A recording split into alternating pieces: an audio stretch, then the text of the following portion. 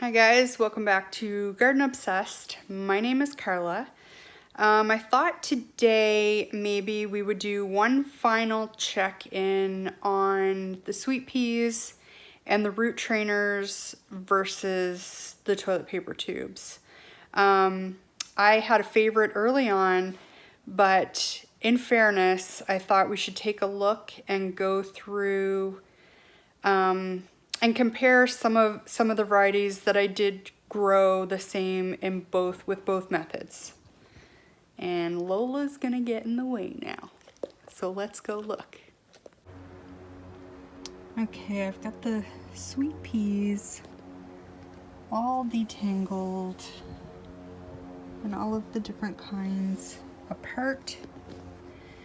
But I thought it would be helpful to go through, there are 4 different kinds that I planted in the toilet paper tubes, and 3 of them are the same varieties as ones that I planted in the root trainers. So I thought it would be helpful to go through those first to compare, and then I'll give overall impressions.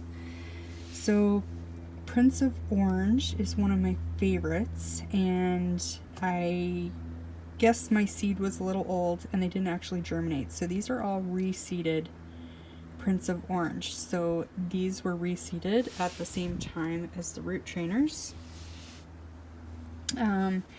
This one hasn't had anything come up yet, but if you look at the bottom, there is a root there, so I think something is coming.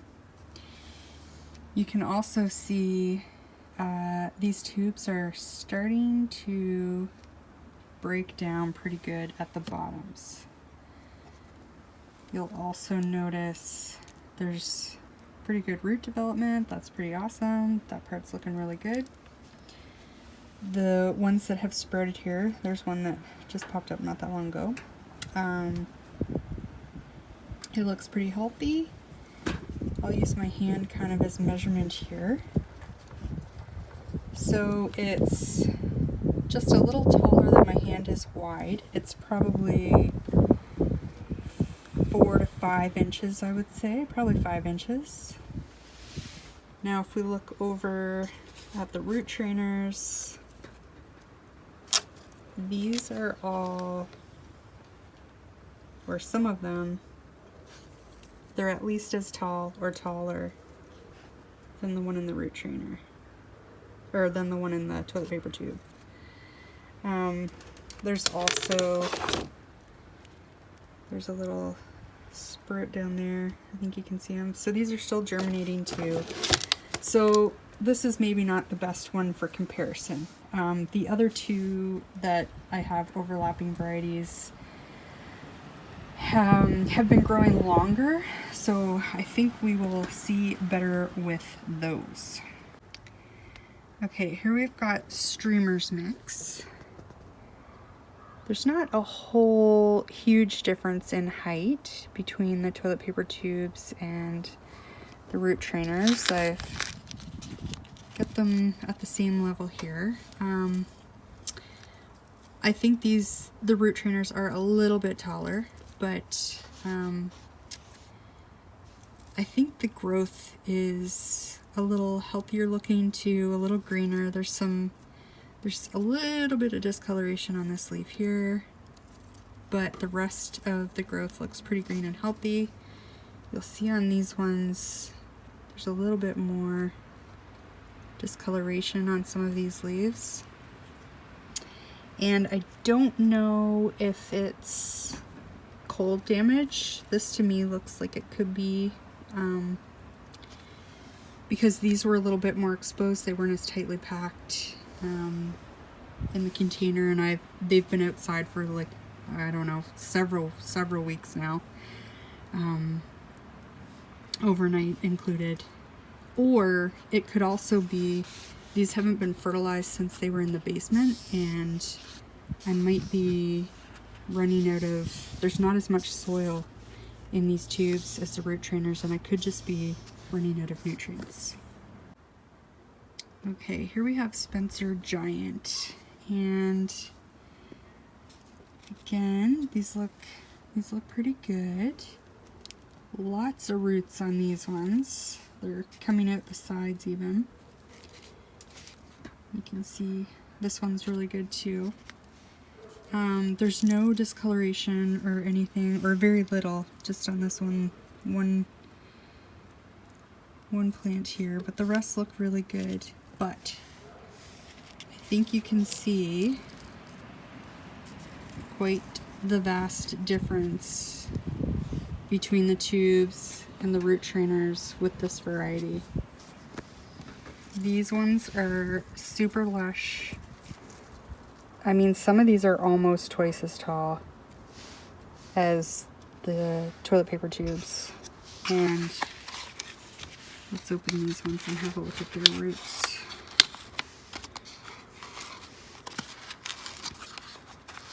It's harder to do with one hand.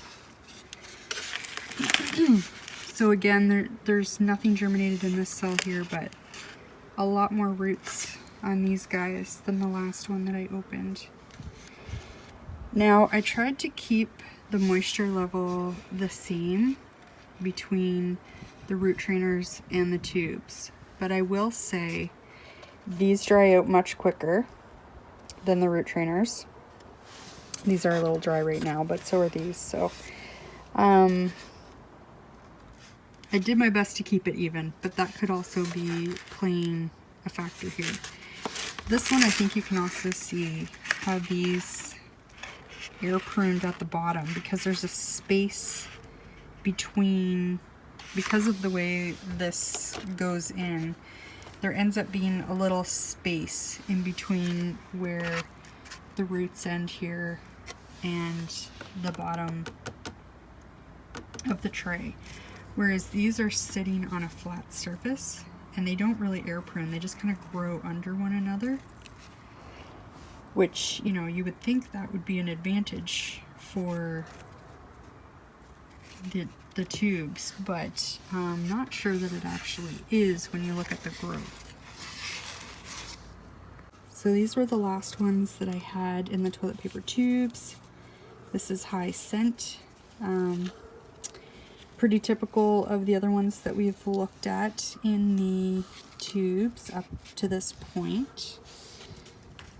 Some decent root development here. And we may as well take a look at the rest in the root trainers as well. So this is Enchanté, also a variety that did really well. Just for comparison, there's my hand like we did at the beginning. Nice green lush growth. I don't see any discoloration on this variety at all. This is Turquoise Lagoon. Little tiny bit shorter than the last one, Enchanté, but not by much. Also looking really good. I don't see any discoloration on any of these leaves. This is Old Spice Mix. This one's quite tall, as you can see here. It's over twice the width of my hand. Super healthy looking foliage. I don't see any discoloration. Just for curiosity's sake here, let's take a peek at these roots.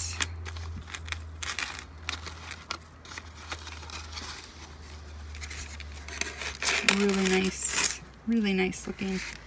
These ones you can actually see the air pruning a little better. See how they just kind of taper off and stop, and that's because there's this hole in the bottom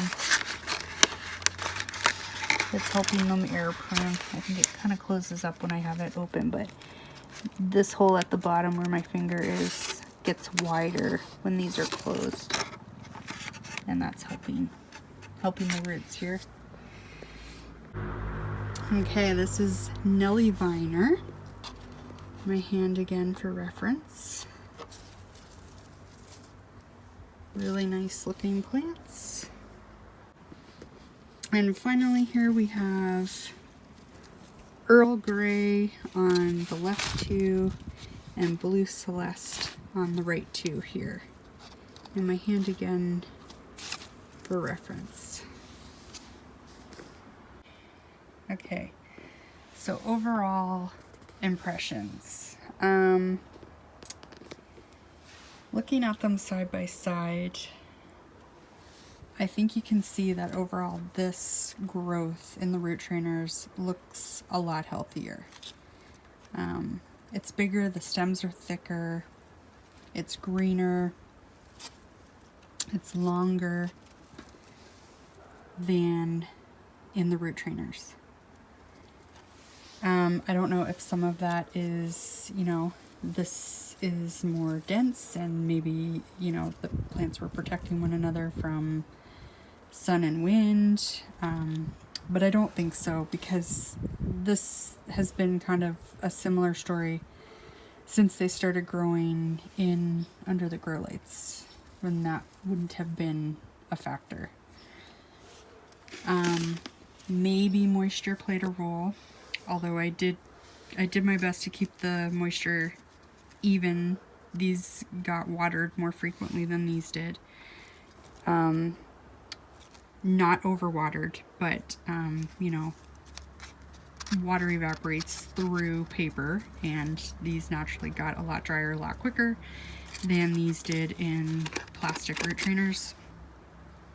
These are also a little bit larger volume of soil, and so they dried out a little slower than these ones. So yeah, combination of factors, I guess, contributing to the differences. Also, I don't love having something go moldy and mildewy in an area where we're living. So I think this did produce strong, healthy seedlings, but I prefer this method. And I don't think I will do this again next year.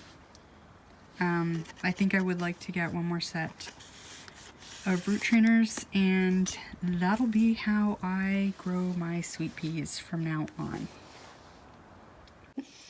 So Lola and I hope you enjoyed that look at the sweet peas. And you know, I think both methods are valid, but I have my preference now, and that'll be how I grow my sweet peas from now on.